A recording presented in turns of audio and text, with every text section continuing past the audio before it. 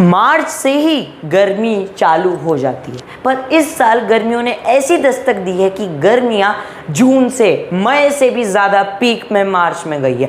मार्च में ही दिल्ली इतनी गर्म तापमान रिकॉर्ड किया गया कि मार्च 122 साल जितना गर्म नहीं था, सारे रिकॉर्ड तोड़कर इस साल सबसे गर्म बन गया। इस साल मार्च में बहुत ज़्यादा गर्मी रिकॉर्ड की, अप्रैल में और ज़्यादा और मई में तो और ज़्यादा। ऐसे ही मई में पीक आई गर्मी की, और क्या हुआ आगे वो हम जानेंगे आगे। तो भारत में हीट वेव क्यों आई? भारत और पाकिस्तान दोनों जगहों पर हीट वेव ने अपनी दस्तक दे दी है। क्या तापमान बढ़ रहा है और क्या भविष्य में, क्या फ्यूचर में 2050 तक टेम्परेचर 50-60 से भी ऊपर जाने लग जाएगा? क्या हीट वेव और ज़्यादा आया करेंगी? क्या बारिश बिल्कुल ही ख़त्म हो जाएगी? ये सब हम जानेंगे आज की वीडियो में, जिसमें हम सब कुछ कवर करेंगे हीट वेव के बारे में। तब तक बने रहना इस वीडियो का आखिर तक, क्योंकि हम किसी भी र्यूमर और मिथ की बात नहीं करते, हम सिर्फ फैक्ट की बात करते हैं। और फिर से आज हम जाने वाले हैं साइंस की, आज साइंस की नई दुनिया में चलेंगे, साइंस की नेचर भरी दुनिया में चलते हैं।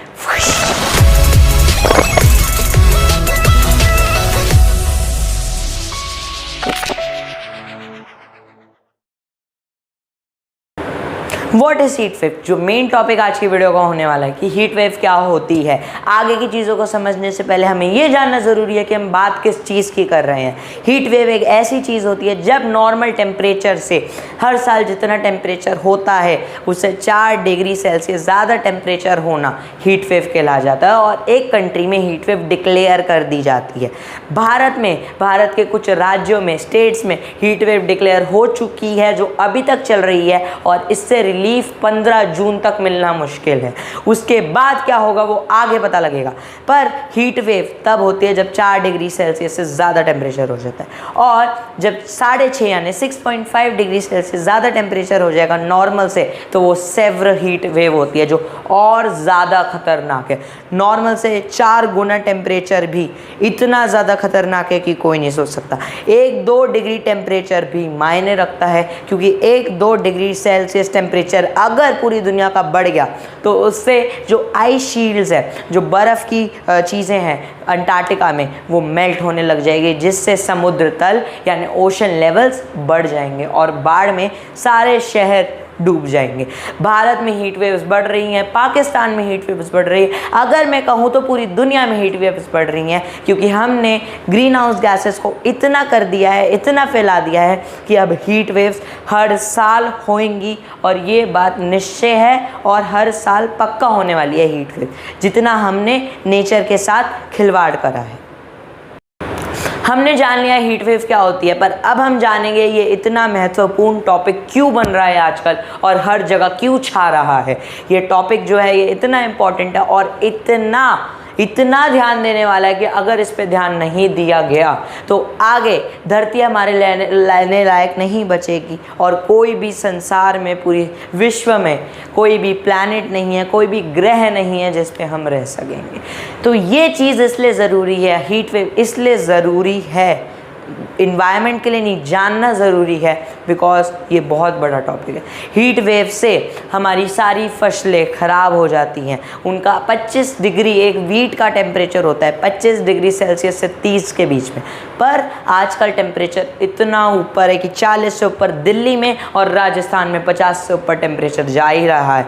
बारिश के कोई आसार नहीं है, दिल्ली में 15 तक और राजस्थान में तो बारिश आ ही नहीं रही है। अगर ऐसे ही चलता रहा तो ये जो गेहूं की फसलें हैं ये अगले साल तक भी नहीं उगेंगी, और 138 करोड़ वाले हमारे देश को गेहूं की किल्लत हो जाएगी, कमी हो जाएगी, जिससे लोगों के घर में खाना नहीं आएगा, और खाना नहीं आने के कारण बहुत सारे लोग मर जाएंगे, सबसिस्टेंस क्राइसिस आ जाएगा हमारे देश में। उसके बाद अगर मैं बात करूं कि गर्मी ने, हीट वेव ने क्या कर दिया है, सबसे बड़ी चीज़, लोग एसी चला रहे हैं, कूलर तो अब बंद ही कर देते हैं, लोग एसी पे आ चुके हैं। एसी जो है हमें ठंडक देता है, कूलर से ज़्यादा अच्छा लगता है उसमें बैठना, पर जितना अच्छा हमें लगता है उतना ही वो हमारी ओजोन लेयर के लिए हार्मफुल है। जो CFC गैस AC से निकलती है, क्लोरोफ्लोरोकार्बन, वो हमारे ओजोन लेयर के ओजोन पार्टिकल्स को ऑक्साइड्स में बदल जाती है, जिससे वो डिप्लीट हो रही है। एक गुड न्यूज़ इस साल आई थी कि ओजोन लेयर फिर से ठीक हो रही है, बट जैसे हालात इस साल चल रहे हैं फिर से हमारी ओजोन लेयर गिर सकती है, वो फिर से छेद हो सकता है, जिस कारण से ultraviolet rays, UV rays हमारे देश, हमारी धरती पर दस्तक दे सकती है, जिस कारण से स्किन कैंसर, आइज़ में पेन और आइज़ खराब तक हो सकती है। हीट वेव ने हमारे देश में खाने की किल्लत भी ला सकती है और महंगाई तो बढ़ रही है, आसमान छू रही है। नींबू के दाम हर दिन पहले बढ़ते थे पर अब ठीक है, स्थिर हैं। और जो नींबू है, सारी साग सब्जियां हैं, उन सब के दाम बढ़े जा रहे हैं। क्यों? Heat wave. हीट वेव ने क्या कर दिया है? जो सारे खेती बाड़ी में असर डाल दिया है। किसान रात को काम कर रहे हैं, दिन की जगह गर्मी इतनी बढ़ चुकी है, सारी फसलें खराब हो जाएंगी, जिस कारण से डिमांड पर असर आएगा, सप्लाई चेन टूट जाएगा। अगर डिमांड हमारी उतनी है, सप्लाई गिर गई, रेट ऑटोमेटिकली इंक्रीज कर जाएंगे, पर किसान तो उतना ही कमाएंगे जितना वो कमाते थे, क्योंकि बीच में जो लोग हैं वो पैसा खा जाएंगे। तो अगर हम बात करें आगे की, हीट वेव ने क्या करा है? सिर्फ नुकसान, नुकसान और नुकसान। कोई भी बंदा नहीं कह सकता कि हीट वेव ने हमारा फ़ायदा करा है। अगर ऐसे ही चलता रहा तो 2050 तक ना रहेगा कोई बर्फ़ का कुंड, जैसे अंटार्कटिका में रहते थे, इतनी बड़ी बड़ी आइस शील्ड्स होती थी, पर वो सारी मेल्ट हो जाएगी 2050 तक, और पानी का लेवल इतना बढ़ जाएगा कि जो कोस्टल एरियाज़ है, समुद्र तट के इलाके हैं, वो सारे डूब जाएंगे, जिस कारण से लोग मरेंगे, सुनामियाँ आएंगी और बाढ़ें बढ़ेंगी ग्लोबल वार्मिंग के कारण। इस सब के ऊपर हम ऑलरेडी वीडियो बना चुके हैं, बट आज हम सिर्फ हीट वेव पे बात करेंगे। कोल, भारत 70% कोल पे डिपेंड है अपनी बिजली को चलाने के लिए। भारत में AC जितने चलेंगे उतना ज़्यादा ही कोल इस्तेमाल होगा, उतनी ज़्यादा ही एनर्जी इस्तेमाल होगी, उतनी ज़्यादा ही इलेक्ट्रिसिटी इस्तेमाल होगी। पर भारत में हीट वेव आने के कारण और ज़्यादा बिजली इस्तेमाल हो रही है, जिस कारण से डिमांड पर फिर से असर आया है, सप्लाई कम है। रशिया यूक्रेन वार के कारण जो अभी तक चल रही है, 100 दिन होने को आए हैं उसे। पर जो है कोल हमारा हर पावर स्टेशन में कम हो चुका है, किल्लत हो रही थी बीच में। ये वीडियो थोड़ी लेट है, बट इसमें हम सब कवर कर रहे हैं। दिल्ली में पावर कट्स हो रहे थे, पूरे देश में पावर कट्स हो रहे थे। क्यों? कोल कम था, जिसका प्राइस पहले 50 से $75 प्रति टन था, यानी $50 to $75 पर टन, वो अब $225 प्रति टन हो चुका है। प्राइस इतना बढ़ चुका है, ऑलमोस्ट डबल से भी ज़्यादा। पर क्या हम AC चलाना कम कर रहे हैं? नहीं, हमारे लिए बस एक बटन दबाना AC चलाने के बराबर है। पर जैसे ही हम बटन दबाते हैं, कितना CFC निकलता है वो किसी को नहीं पता। वो सारा ओजोन लेयर पे असर डालता है। हर साल ओजोन पार्टिकल्स निकलते हैं और हर साल ओजोन लेयर पे असर आता है। अब हम जानने वाले हैं कि इन सारी चीज़ों से बचे कैसे, क्योंकि 2050 तक ऐसे ही चलता रहा तो हम कुछ नहीं कर सकते। मार्स पे जाने की सोच रहे हो तो वो भी हो नहीं पाएगा, उस तो 2075 तक रुकना पड़ेगा, क्योंकि ये बहुत बड़ी चीज़ होती है।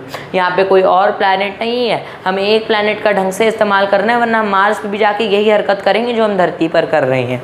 तो अब हम जानते हैं कि क्या तरीके हैं इससे बचने के।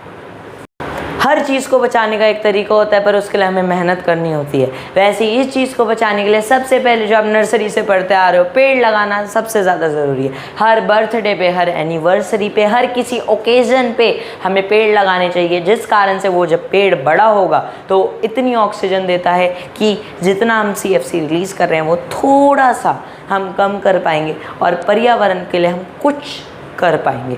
हमने सिर्फ धरती से लिया है, उसे आज तक कुछ दिया नहीं है, पर हमें उसको देने की भी कोशिश करनी है।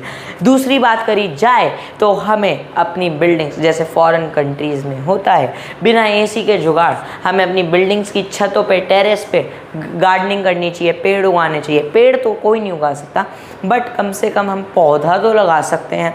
जिस कारण से वो हमारे घर को थोड़ा सा ठंडा रखता है। एसी के कंपेयर में, एसी जितना तो नहीं रख सकता ऑब्वियस है, बट थोड़ा सा ठंडा रखता है। मुगलों के समय यानी मुगल्स एम्परर जब इंडिया में था, तो उस समय जो भी उन्होंने बिल्डिंग्स बनाई, जैसे बहुत सारी बिल्डिंग्स उन्होंने इंडिया में बनाई, जैसे ताजमहल मुगलों ने बनाया, वहाँ पे भी शावर्स लगे हुए हैं। हर जगह जो भी मुगलों ने बनाई है ना, वहाँ पे शावर्स लगे हुए हैं। उन्हें पता था कि शावर लगाने से एयर में जो है वाष्पीकरण, एवेपोरेशन अच्छा होता है, जिस कारण से कूलिंग इफेक्ट होता है, जो हम पढ़ते हैं और नॉर्मल है। Evaporation causes a cooling effect but boiling causes a heating effect. ये हमने पढ़ा है अपनी नॉर्मल डेली लाइफ में। तो हमें अपने छत पे पेड़ पौधे लगाने चाहिए। पानी कोशिश कर सकते हैं तो हम अपने छत पे पानी रख सकते हैं, वो पॉसिबल नहीं है आजकल की डेट में, बट अगर पॉसिबल है तो हम एक अंडरग्राउंड पानी की जगह बना सकते हैं, जिस कारण से घर में ठंडक रहेगी। अब वो कैसे? वाष्पीकरण, एवेपोरेशन, जैसे मैंने अभी पीछे बताया। कोल जो भारत में 70% इलेक्ट्रिसिटी देता है, अगर हमें उसे कम करना है तो हमें उसके लिए आज से ही सोचना होगा। हमें कोल की जगह सोलर एनर्जी, हाइड्रो इलेक्ट्रिसिटी और बाकी नेचुरल स्रोतों का इस्तेमाल करना होगा, जैसे पवन चक्की यानी एयर से हमें एनर्जी निकालना। एयर की जो चक्की होती है वो तेज़ तेज़ घूमेगी, जिस कारण से एनर्जी रिलीज होगी। हाइड्रो इलेक्ट्रिसिटी यानी पानी को एकदम से प्रेशर से गिराना, जिस कारण से इलेक्ट्रिसिटी जनरेट होती है। सूरज की किरणों से इलेक्ट्रिसिटी लेना, जो सूरज की किरणें जब सोलर पैनल्स पे गिरती हैं, इलेक्ट्रिसिटी जनरेट करती हैं। ये सारे रिन्यूएबल सोर्सेज ऑफ एनर्जी हैं जिन्हें हम बार बार यूज़ कर सकते हैं, बट कोल एक बार इस्तेमाल हो गया तो फिर से नहीं हो सकता, जिसे हम नॉन रिन्यूएबल कहते हैं। अगर हम कोल को इस्तेमाल करते रहेंगे, वो पॉल्यूशन भी करेगा, हमारे दुनिया के लिए ख़तरा भी बनाएगा, बिकॉज कोल एक पर्टिकुलर अमाउंट में अवेलेबल है। जैसे पेट्रोल कुछ प्रतिशत ही बचा है, वैसे ही कोल भी कुछ अमाउंट में ही बचा है। तो हमें अभी से सोचना होगा। और पिछली वीडियो में टोमेटो फ्लू के बारे में हमने जाना था, जिसमें मैंने आखिरी में फिर से बताया था कि ग्लोबल वार्मिंग के कारण नए नए वायरस आएंगे। वैसे ही ग्लोबल वार्मिंग एक और कारण करती है। अगर आपको ग्लोबल वार्मिंग और ग्रीन हाउस के बारे में डिटेल में जानना है तो नीचे दिए गए लिंक पे क्लिक करना। बहुत अच्छी और डिटेल्ड वीडियो मैंने खुद बनाई थी उसके ऊपर पिछले साल, बिकॉज पिछले साल अंटार्कटिक में, कनाडा में 40 डिग्री तक 50 डिग्री तक टेम्परेचर गया था, वहाँ पे हीट वेव आई थी। तब इंडिया में इतनी नहीं आई थी, बट वहाँ पे आई थी। हमें अपनी छतों का पेड़ उगाने चाहिए, हर बर्थडे पे पेड़ उगाने चाहिए, और एक पौधा उगाने में ज़्यादा मेहनत नहीं लगती। बस एक बीज बोया, हर दिन उसे पानी दिया और बड़े होने का इंतज़ार किया। वो जब बड़ा होगा हमें ही खुशी होती है, क्योंकि वो बिल्कुल नन्हे से बड़ा हुआ है। तो आप सबको ध्यान रखना है इन कुछ बातों का, वरना हम ही पछताएंगे और हम फिर प्रकृति को दोष देंगे। तो हमें ऐसे ही धरती को बचाना है। और हमने इतनी सारी ग्रीन हाउस गैसेस और ग्लोबल वार्मिंग पे वीडियो बना दी है कि तीसरी या चौथी होगी, और हमने सब में जाना है कि ग्रीन हाउस क्या क्या करता है। टोमेटो फ्लू यानी नए नए वायरसेस और फ्लू भी ज़मीन से निकल रहे। साइबेरिया के नीचे निकला हुआ वायरस जो इतना ख़तरनाक है, फैला नहीं, बचे हुए हैं हम अभी तक, बट अगर फैल गया तो बहुत ख़तरनाक है। कह सकते हैं हम कि नए नए वायरसेस वहाँ से ही आए। तो आज के लिए बस इतना ही। होप आपको समझ आ गया होगा इंडिया में हीट वेव क्यों आ रही है और हम इसे कैसे बता सकते हैं, वरना हर साल 50-60 हीट वेव्स। सोचो टेम्परेचर 70 डिग्री, सोचने से भी बेकार है। 2050 तक जाए 70 डिग्री, हम मर जाएंगे इतना टेम्परेचर। तो घर पे रहो, सुरक्षित रहो और देखते रहो नव समझ। तब तक गुड बाय, और मिलते हैं आप सबसे अगले वीडियो में। Bye bye.